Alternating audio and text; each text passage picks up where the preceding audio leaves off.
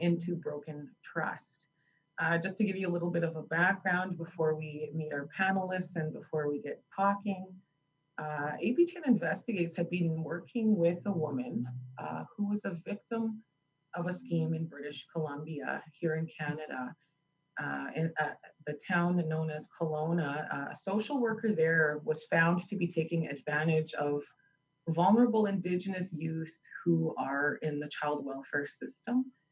And our award-winning video journalist, who's not with us today, Colin Crozier, he's out there working, producing a story, but he wrote and directed an episode about the cases that went to trial from that scheme.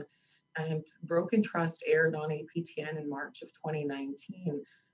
Now, out of that civil trial, an interrogation video emerged as evidence. APTN Investigates producer stayed in very close touch with the victim and exclusively obtained that tape. Now, the tape that showed Kelowna RCMP officer, an officer with the Royal Canadian Mounted Police, that's Canada's federal police. That officer was on that tape aggressively interrogating an underage Indigenous woman who's in the care of the child welfare system. The interrogation was about her reported sexual assault. Now our producer went on to expertly and exclusively work with the woman, producing a number of stories that led to an external review of all sexual assault cases handled by that Kelowna RCMP detachment. And that led to the revelation that the numbers of under-investigated sexual assault cases in Kelowna were 40% higher than the rest of Canada. And it's important to note that that offered a very rare glimpse into how some Indigenous women are treated in the Canadian justice system. And it was a theme born out of the testimonies at the National Inquiry into Missing and Murdered Indigenous women and girls.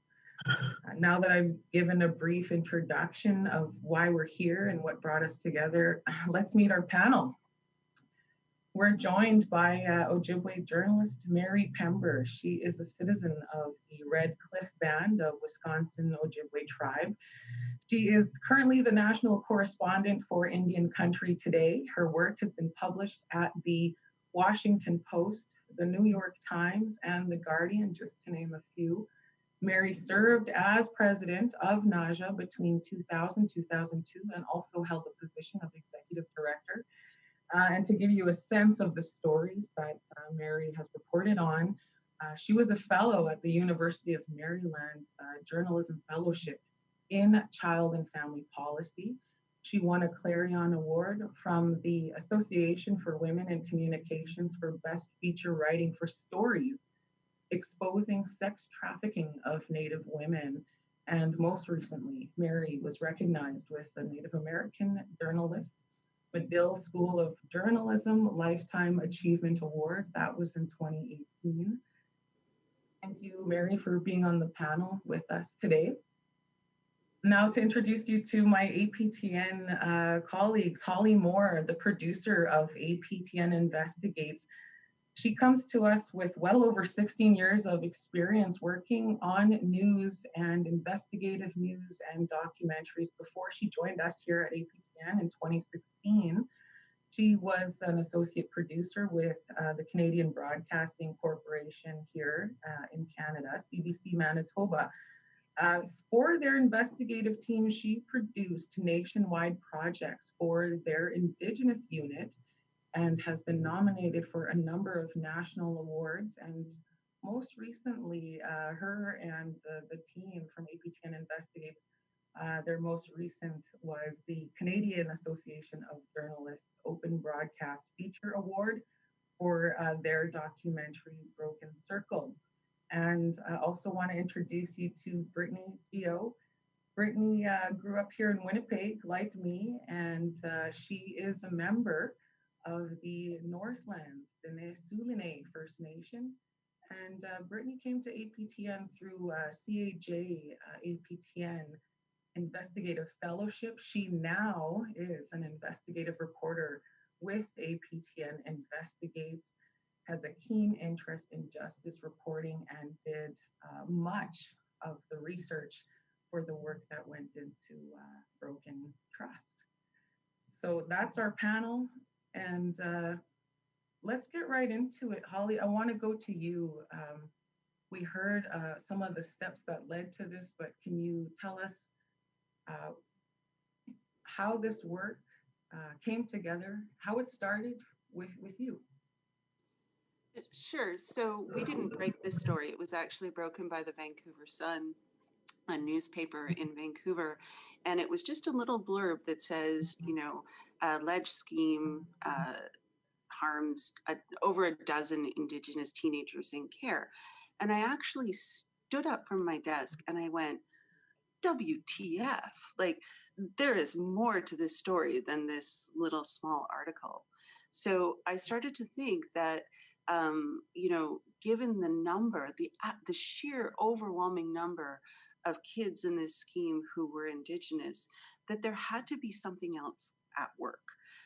So I started following the comments on the Facebook page for the Vancouver Sun, and clearly it emerged the number of these victims were writing in and leaving comments because they had all been anonymized because they were kids in care.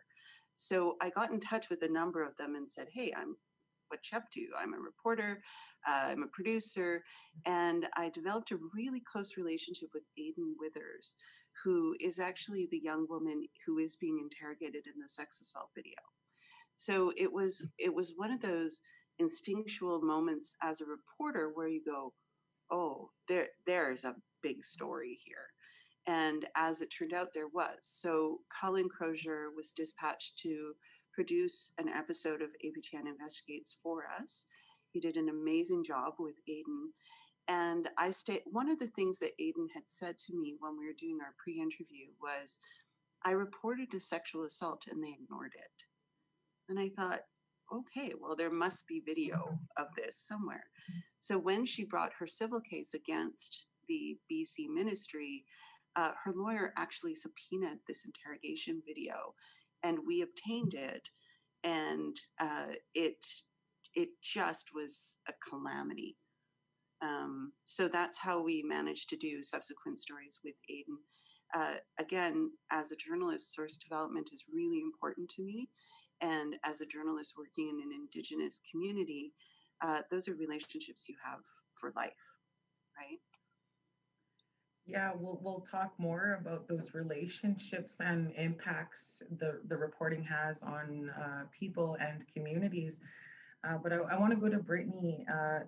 Brittany, you did a lot of assisting, and could you just maybe tell us how court reporting assisted in this story? Yeah, so my role was primarily as a researcher on the project. And I assisted with obtaining the original court documents that the team needed to proceed with. As Holly said, she came over to my desk and said that this was like a pretty incredible story that was coming out of BC, and we needed to get the court documents. So in Canada, all the provinces have different rules about what is public and what's not. There were numerous filings against the province of British Columbia and the social worker involved. And so I obtained those filings and then summarized them for the Investigates team. Now, I gotta ask you, as a young Indigenous woman, what was your reaction when you saw that video? For myself, and I think for many Indigenous people, this comes as no surprise and no shock, really. She came to report a serious personal injury and was effectively re-victimized in terms of how her interview went. So I was saddened to see how this young Indigenous woman was treated. And you have a background in justice. Can you just explain a little bit, how does that inform the journalism that you're doing here at APTN? Yeah, so having studied criminal justice at the University of Winnipeg has allowed me to better understand policing, corrections, and the court systems in Canada. It has definitely helped me when reading through court documents. Sometimes the language and terminology is very specific, so it helps to have an idea of what they're discussing, especially in terms of the way in which we talk about crime, offenders, and victims, and how to avoid talking about those things in a way that won't further harm or stigmatize those individuals. Good points, and those are always things that we are thinking as we do our work as journalists. Mary, we talked a lot about your work in this area and how you started doing some of the work and you know, being one of the first of many reporters to start reporting on these issues. Can you tell us how you started reporting on these types of issues? Sure. Well, I was asked to be a magazine editor, actually, from the Matt Rothschild from the Progressive back in like 2010. There was a report from Amnesty International that came out called The Maze of Injustice, and Sarah Deer, who you may have heard of, was super involved in women's issues, Native women's issues here on the U.S. side. She helped author that report, and it was just about the high rates of sexual violence against Native women, and you know that, of course, you know, mainstream America totally overlooks it. And it was the first time that I'd ever really seen too much in the mainstream, you know, about this issue. It was like it suddenly became, quote unquote, a thing. And so this Matt, I was just really adamant that I should write about it. And I was very reluctant. I said, that's not really my wheelhouse. And I didn't, you know, that wasn't something I wanted to write about.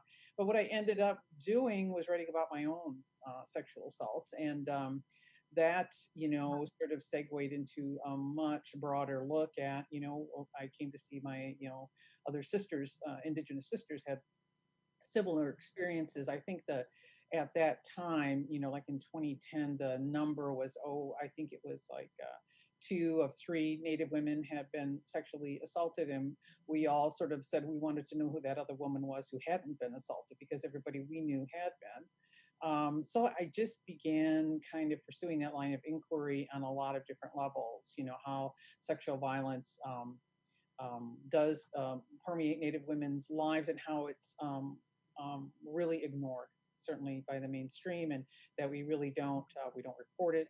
It's just sort of like normalized. And so I began looking at sex trafficking, you know, and then eventually missing and murdered Indigenous women, as I came, of course, to, you know, be aware of the outstanding work that was being done by Sisters to the North in Canada, the National Inquiry. Of course, myself and some other women down here began to wonder, gosh, it certainly must be the same thing down here. We have more Native people here in the States than are in Canada. And of course, for us as Indigenous folks, that border is really kind of meaningless. So, of course, I found out, yes, it is, you know, an issue here. And I began reporting on that. So, and I did that, you know, up until really a couple of years ago. It actually kind of took a lot out of me emotionally. And I found that I needed to kind of take a break from it. So I still occasionally will do a story about it, but it's very emotionally draining to hear a lot of the details of these stories. And I find, anyway, over and over again. And I always do feel that when women call me, it's primarily women, that I really do have to listen to them. I really do owe them that. But it does, I find it takes quite a lot out of me. And on the plus side, I think I've done a better job of learning how to take care of myself and to recognize when I'm maybe overstretched, you know, emotionally. Yeah, that's definitely something that we want to be there for each other as journalists, and when we get together at conferences, you know, share stories with each other, but also practice self-care as we're doing the job. I want to get back to you know, something that we talked about, and the communities and what impact the reporting and these stories have on communities and people in them. Mary, what was some of the things that you were hearing from people on the ground in the communities when you were doing your stories? Well, a lot, you know, of course, a lot of people didn't talk about it. It was just, no, that doesn't happen. There was a lot of denial. and shame. I think, there's always sort of some attitude that somehow we've invited those things to happen to us. But then, as both myself and a lot of other activists began, began making it more public, and as people began to write about it, I think women, a lot of people were just really grateful that, wow, this is like, there's a space being created so that we can be heard about this. So I just had, oh my gosh, so many people contacting me, sharing similar stories, similar situations. It's like, finally, maybe the time has come. Things have sort of coalesced, and in this country to create a space where we might actually be heard. So I think there was a certain relief, really. Now, Holly, I know you have, through your work, heard from many family members, affected family members of missing and murdered. Can you tell us what you heard from communities, from some of the reporting out of this story? What were people saying when we published these? I just wanted to get back to Mary's point as well about, and really like a shout out to her, because she was one of the pioneering reporters on this issue. And, I had worked in newsrooms where you would ask to do an MMIWG story, and the attitude would be, well, we did one last month, girls go missing all the time. And really the MMIWG problem is where misogyny and racism collide. And really, that, as somebody who's covered the National Inquiry for APTN, I take Mary's point about self-care, that you really have to have a robust regiment of self-care in order to absorb that vicarious trauma. So I keep a very happy life because I hear so many sad things. But I could no longer do investigative work that didn't have impact. I didn't want to do stories about used car salesmen. I wanted to do stories like this, where there was an immediate and serious condemnation of the officer's behavior against this young woman. So what happened right in of course, we got thousands of retweets. The story blazed around the world. We had the exclusive, but we did share tape with other news outlets because our reach is only so wide and far.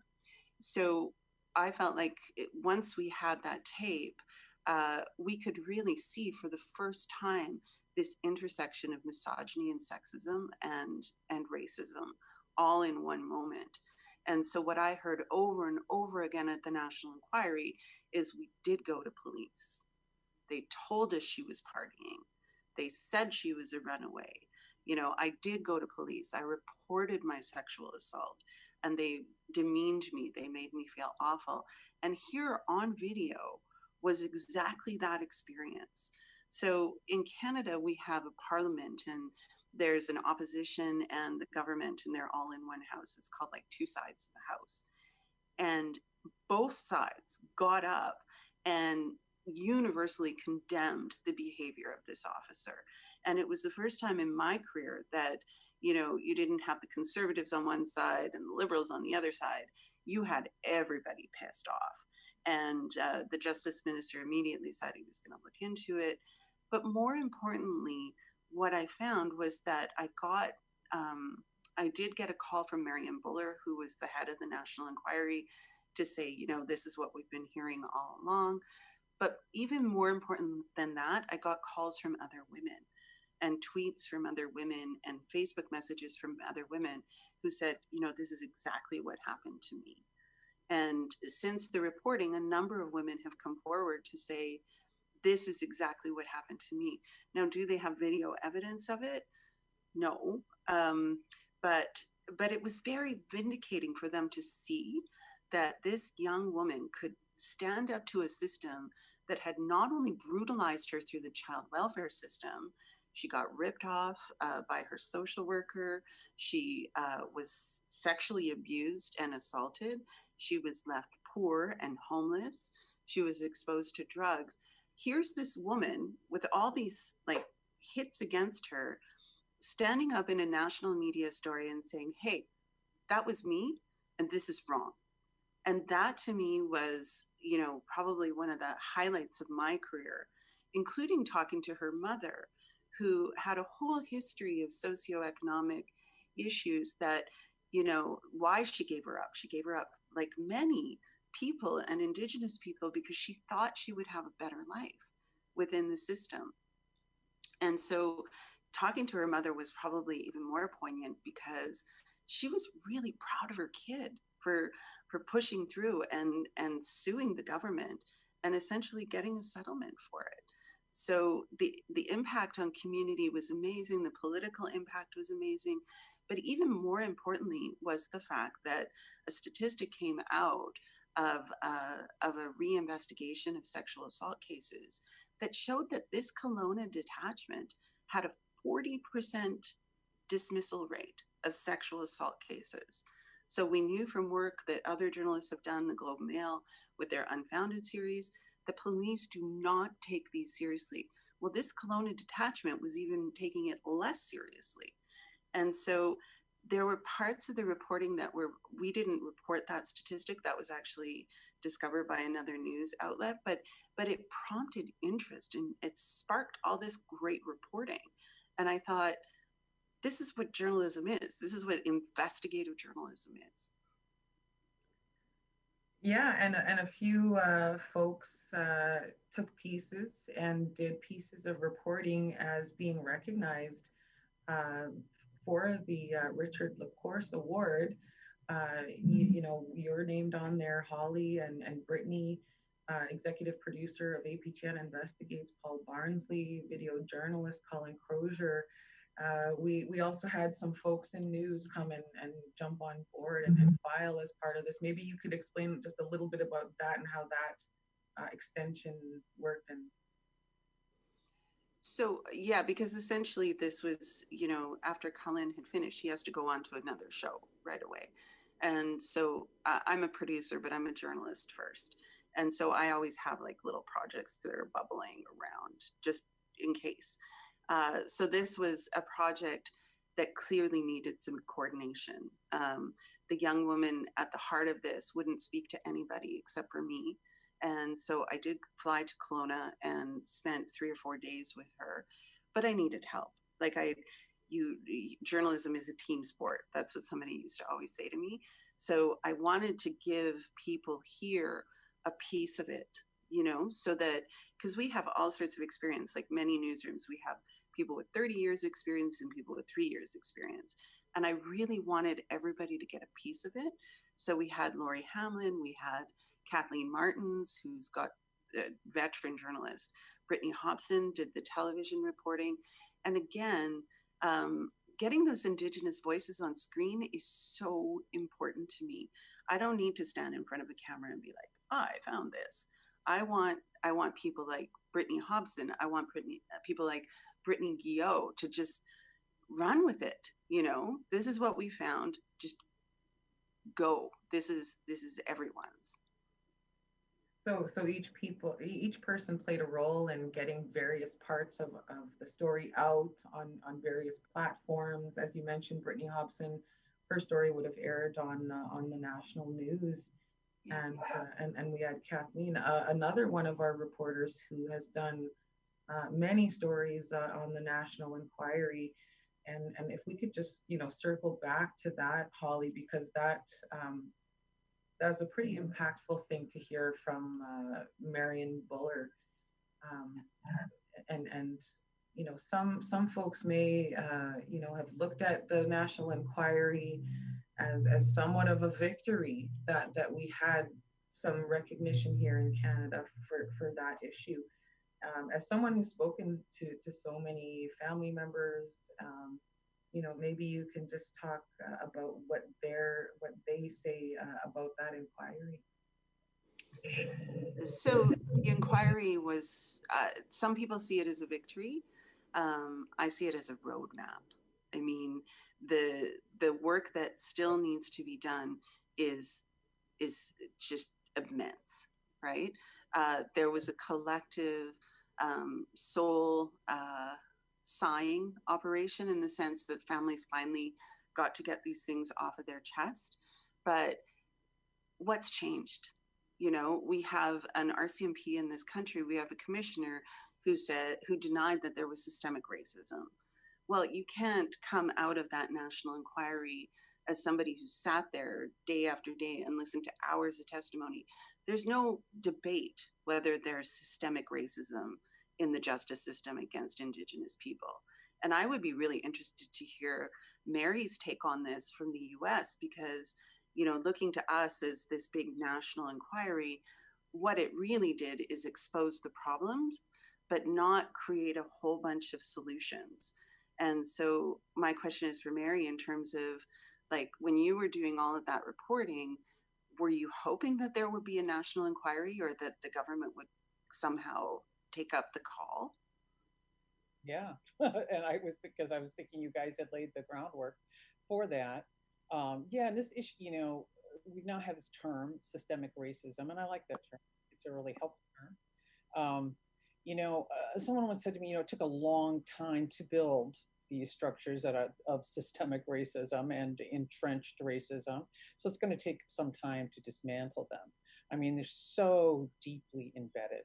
You know, just for instance, I think always of Duluth, Minnesota, and you know that women would, you know, for generations they would quote unquote work the boats, and you know women were often assaulted. Sometimes women disappeared, and it was sort of the you really got the sense that for generations the opinion of the police as well, that's just part of the rough and tumble kind of milieu of a port town. It was normalized, and certainly there was no place for women to go. What if they did go? If they did go, they were concerned that perhaps the police would find a charge against them for something else, you know? So, I mean, there was really very, very little motivation to report things.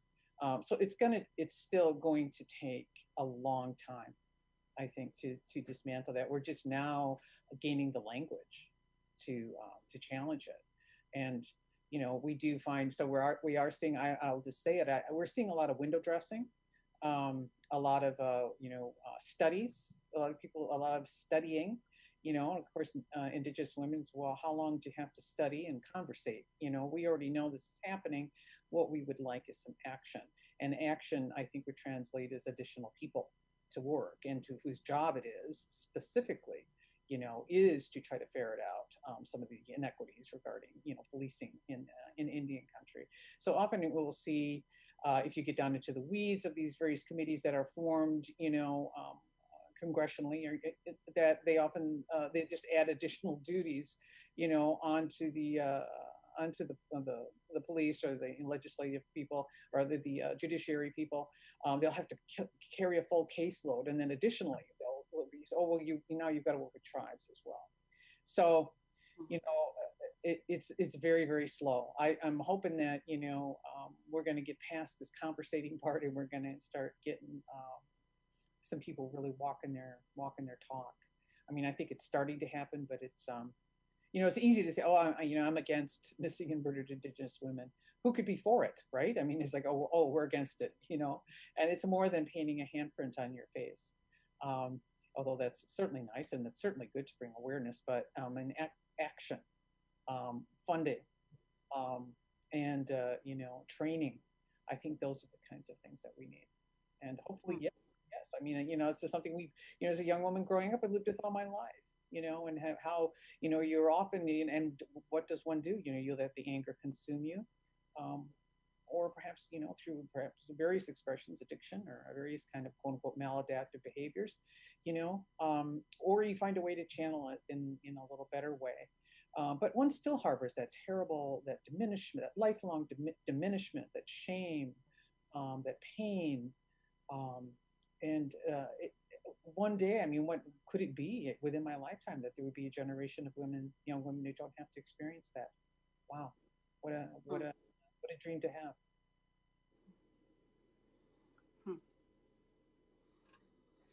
Yeah, like for me, that's, you know, for I know that it's not my lived experience, but I do know that for somebody like Brittany, who, you know, like, why did you go into justice, Brittany?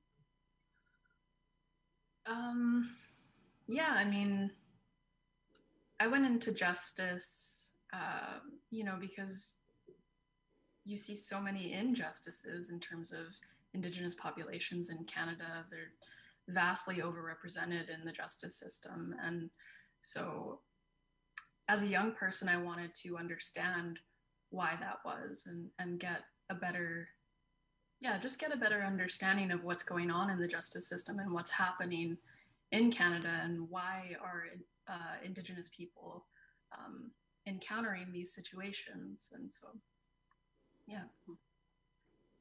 And it sounds, you know, like there had to have been some challenges as you were going through the gathering of information, as you're going through interviewing people affected. You know, maybe Holly, you could just touch on a couple challenges that you recall as you were building the story, and how you overcame those challenges as a reporter. Sure. So, I mean, the big thing was trusting that we had a story. So one of the biggest challenges was, okay, is this just a news story, or is this going to turn into an investigative story? And also getting Aiden to trust me enough that we were able to develop this relationship where she felt comfortable talking to me, number one, talking to Colin, number two, and also we had to anonymize her because she had been in the child welfare system, and in child welfare in Canada, there's an anonymization. You can't, there's like a $50,000 fine if you break it. So getting her to the table was number one, the biggest challenge. Number two, the second biggest challenge was getting the RCMP to talk to me. You know, RCMP the commissioner has completely denied interview requests by APTN. You know, they've done interviews with every single other national and non-national news service. They will not speak to us. You know, there's a feeling that we're too aggressive, that we're too, I don't know the reason why, but it seems that the RCMP will not talk to APTN. So trying to get some information from the RCMP was almost impossible. We did eventually name the officer, and we debated back and forth doing that. I wanted to give him the heads up just in case he was operational and this hit while he was out in the field. I didn't want him to be in any kind of danger. And we named the woman who, her name is Aiden Withers, and she's a mom of one, and she just got married to her girlfriend. You know, she's like this incredible person. And so making sure that she was okay the whole step of the way, not re-traumatizing her, not taking her down a path that was going to lead to some of those social issues. Like I didn't want to re-victimize her. And so I tried to give her as big a voice in this as I could, and not tell her story. I let her tell her story. And Colin did as well. Colin did an amazing job working with her and making sure that it was her voice coming through. And so that was one of the challenges. The other challenge was legally. So a lot of what had gone on wasn't in the court record, a lot of it. So we had to parse out what was in the court record, what was anecdotal, and because court is privileged and anecdotal is just not. And so there was one moment where Brittany really saved me. I was in the middle of a legal bet, and I realized I didn't have one of these filings with the lawyer. And he was like, "Where is it?" And I'm like, "Oh, I don't know." And Brittany's like, "It's okay, I got it. I took care of it." So again, journalism is like a team sport. And I was just so happy to see that Aiden's voice was heard, and it was loud. So. Well, thanks for, you know, sharing some of those challenges, and I think that they are similar from journalist to journalist, and the effects, right, on telling those stories. Mary, when we talked, you know, we talked about young journalists entering the business and wanting to get into telling these kinds of stories. I wonder if you could share some advice with the young journalists out there, how to prepare for and what to do when telling these stories.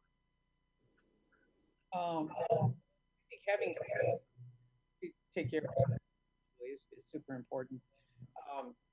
And really pretty seriously, take a look at why you want to do this. What is it that you want? What do you hope to gain from it personally, if you do hope to gain something? And I think more than, although people's stories are really important and it's helpful, people need to tell their stories. They really do. But you need to go take another, you always have to be looking at how much farther you can go with this, how, I can take this to a higher level. How can we then, discuss the reasons for this, and the structure of the of law enforcement and the judiciary. I mean, you've got to be willing to really then take a deep dive into policy, and to read some very boring reports, and to be willing to keep notes on that and be able to have that sort of at your fingertips in order to have those discussions. And realize that often, I think, at least for me, I don't know everybody, but I found that I would get kind of blindsided by stuff. I would think I'm just fine, I'm this tough little journalist, but I would feel bad later. And I'll just share with you, I'm a recovering alcoholic. It's been many years, over 20 years now. But in the past, when I worked at newspapers, I often drank over hearing painful things from people. And I really didn't even identify that's what was going on. I mean, it was only later that I learned that I was, that I was trying to medicate myself. So trying to be, aware of what's going on with you, and that you aren't, as a human, you're not immune from these forces that the other humans are subject to. You're going to have some kind, and if you didn't have some kind of reaction, we'd all kind of worry about your mental state. So it's quite normal, I think, to have some kind of reaction, and you're going to have a game plan, and try to recognize in yourself, how is it? How do I translate stress? How do I translate pain? Those are the kinds of things I would suggest young women investigate before they launch into this. Mary, thank you so much for your advice and sharing your story here on our webinar today. Mary is going to exit early from today's webinar. She does have a deadline. National correspondent for Indian Country Today. Mary Pember, thank you. Thank you so much. Hi, Mary. Now, Holly, we heard some good advice there from Mary. I hope that you can add on to that and give us some best practices. Sure. So anytime a young reporter comes to me and says, I want to work on MMIWG, my first question, like Mary, is why? Why do you want to do that? Because you have to look at dismantling the whole thing. The individual stories in themselves are heartbreaking, and really unsurprising to Indigenous peoples. So if you are going to take it from a point of view that, these poor people, just forget it. Like, just get out of the way. When I was working in mainstream media, I started to think about how I could dismantle this. And so I worked on a project called Unresolved that was all about families whose loved ones had been declared no foul play, or no criminal intent. They were suicides, they were accidents, declared accidents by police. So we assembled 34 women whose cases fit into this, examined the police file, found that a number of them had been involved in domestic abuse, a number of them, their families believed they knew who did it. Some of them were found nude or partially nude. There was just all these like glaring red flags in the files. And so that's an example of a story where you're moving the narrative. You're moving the narrative forward. You're saying, are police looking at these with the same intensity as they would non-Indigenous women? And do they not want to find foul play so that they don't have to investigate them anymore? So if you are going to be a young reporter working on MMIWG, ask yourself why, and then contribute to the conversation. Don't retell stories. Don't re-traumatize families. Be really, really smart about how you're going to contribute. On a personal note, I had this experience at the inquiry in Thunder Bay, and I was exhausted. I came back. I had been listening to hours of testimony, And this is when I was at APTN, and I was lying down. I woke up, and there was a woman crouched at the end of my bed. And I just looked at her, and she looked at me, and she swooped right into my heart, like literally, like right into my heart. And I woke up screaming. And I came to APTN, and I said, oh, I had this insane experience. And an Indigenous journalist friend of mine said, oh, well, did you touch something you weren't supposed to? And I was like, yeah, actually I did. I put my foot on the sacred fire. And this journalist was like, well, you brought her with you. You should smudge your house and, go see the elder and figure it out. And I just thought that for Indigenous reporters, that belief in ceremony and culture, it helped me. Even though I'm not part of it, it helped me. And so I would make sure that you are sound and strong if you're going to take on this work, and make sure that you are lifting up and illuminating voices as opposed to silencing with your own voice. Thank you, Holly. I just want to, as you both were speaking, go back to this woman, this Indigenous youth. She was a kid in the child welfare system who was being ripped off, and that was by her worker. And as she was in there, in the system, she reported a sexual assault. And that led to the tapes, and that led to the investigation. And we often talk about in our newsroom how these things are connected. And I just wanted to make sure that I made that connection before we wrap up, because to me, it was always important to connect those things. And we do that a lot in our work. And another pillar of the work we do is on child welfare stories. Totally. Yeah, she was victimized twice, right? 3 times, yeah. 4 times. And, she's actually doing really well now. I think that it's really important to say that she did receive a substantial settlement. I won't disclose how much she got. It's confidential. But, it's important also to know that the province has admitted vicarious liability for this social worker. So there are approximately 102 youth who will get up to $25,000 each. And just 17 of those 102 were non-Indigenous. And those people will get a $44,000 settlement on top of the $25,000.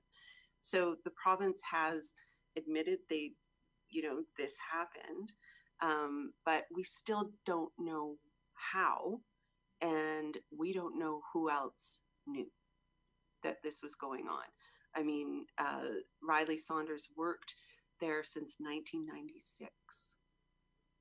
So we still don't know how many people knew.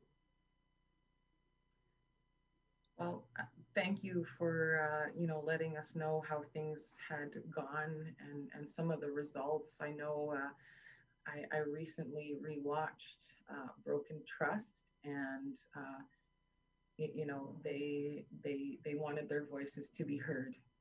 And they were heard on APTN Investigates.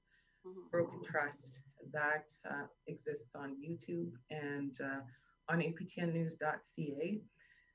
Before we start wrapping up, we want to hear from our attendees and look at some of the questions that our audience has here. And we have a question from Angel Ellis. Hello, Angel. She's asking, was there a large divide in reporting angles between different news organizations? How did the media, who were taking their quotes from government officials, impact the overall impact of the story? And how was that handled by the folks who were elevating the voices of the abused people? Holly, do you want to take that? Sure, that's a really good question. One of the unique things about working at APTN is that we have time. We have managers who do not parachute into a community, go there, play bingo, drink tea, you're there, right? What I found was other media, once they realized that the video was so powerful, some just took our story.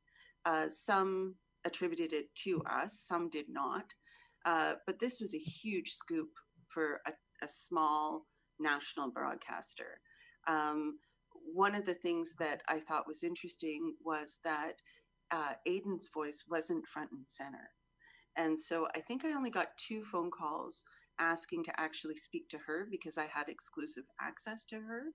And the rest of the mainstream outlets just kind of took, oh, this video, watch it, right? And that, I think it didn't impact the story negatively, except that it amplified the story. And so I know that forever it's going to be that sex assault video story, like, and not Aiden's story. But part of me didn't care because I felt like it was important enough that we needed to broadcast it as widely as we could. But I can honestly say that there was universal condemnation. So there weren't quotes from the usual, jerk politicians saying, well, the RCMP did the best they could do.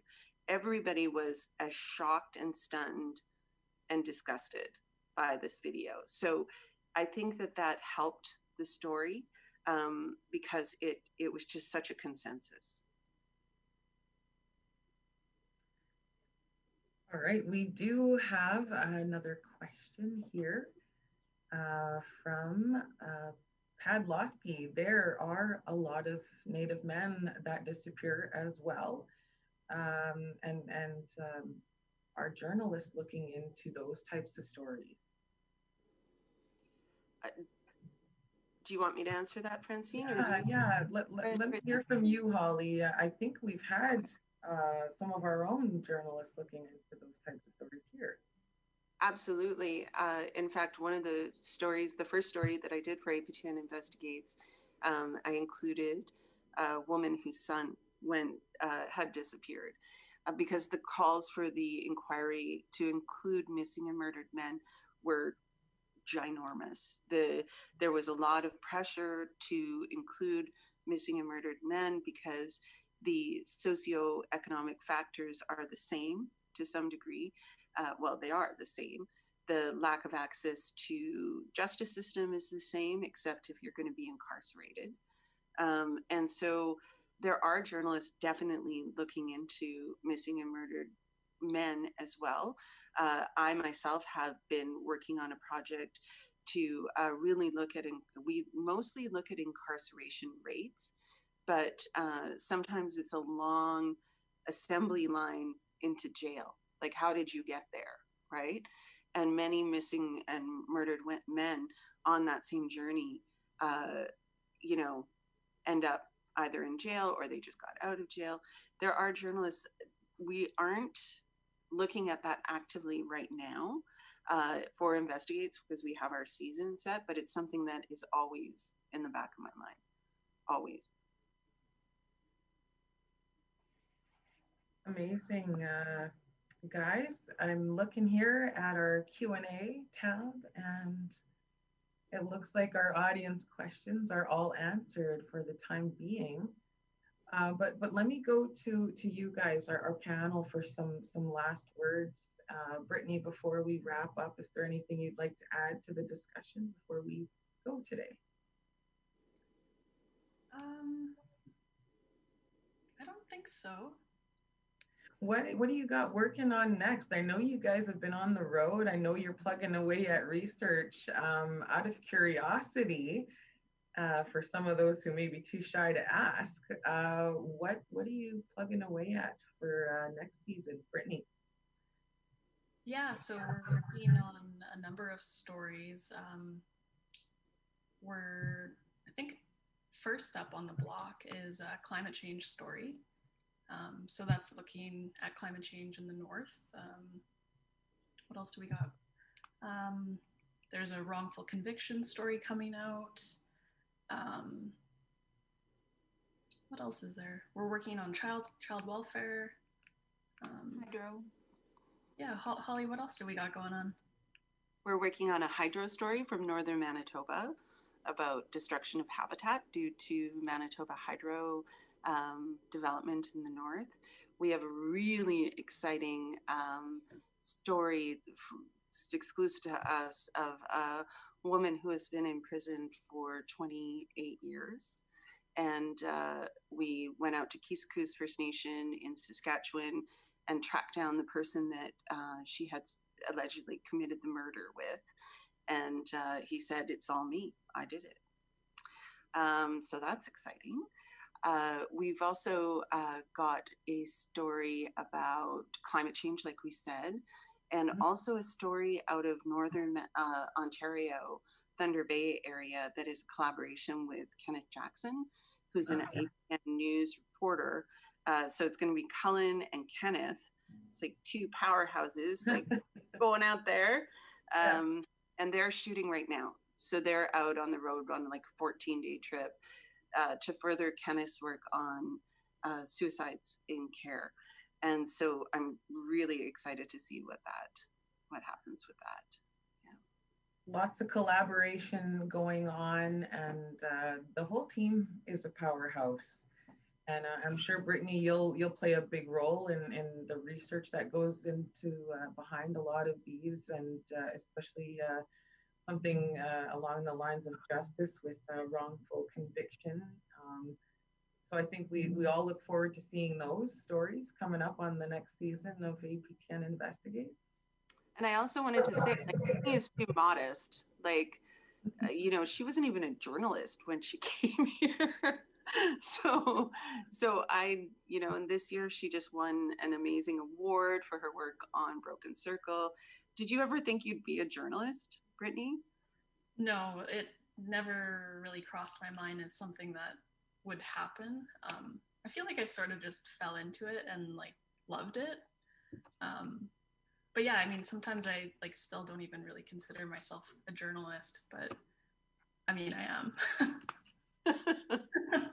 I don't think I started talking about myself as a journalist until it was like a decade in. And then I was like, okay, I'm a journalist. Like, no.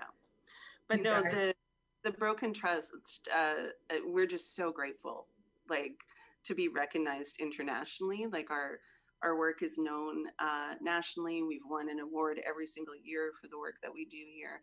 And we are a small but mighty team. I mean, there's 9 of us in total. And we put out 26 episodes, half-hour episodes a year.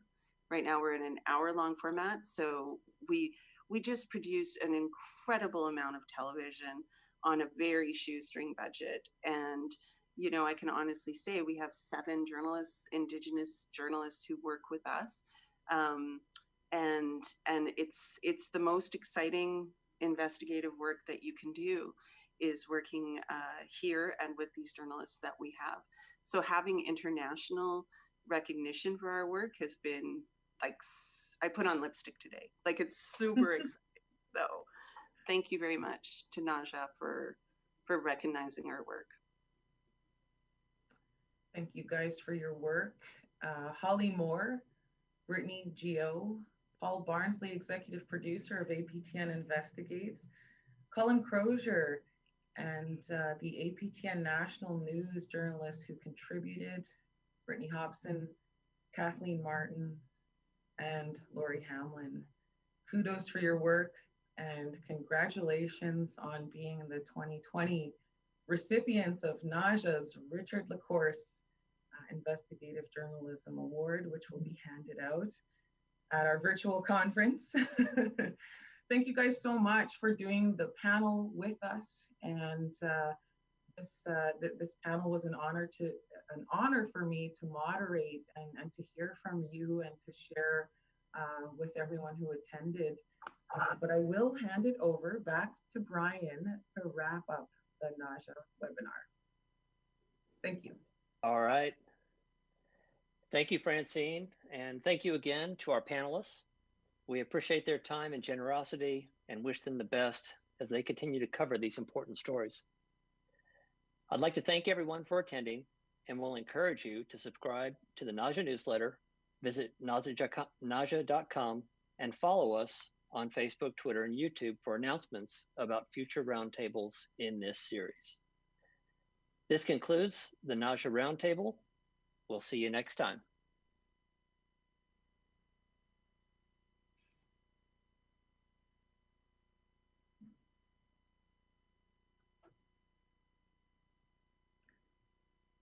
All right, we are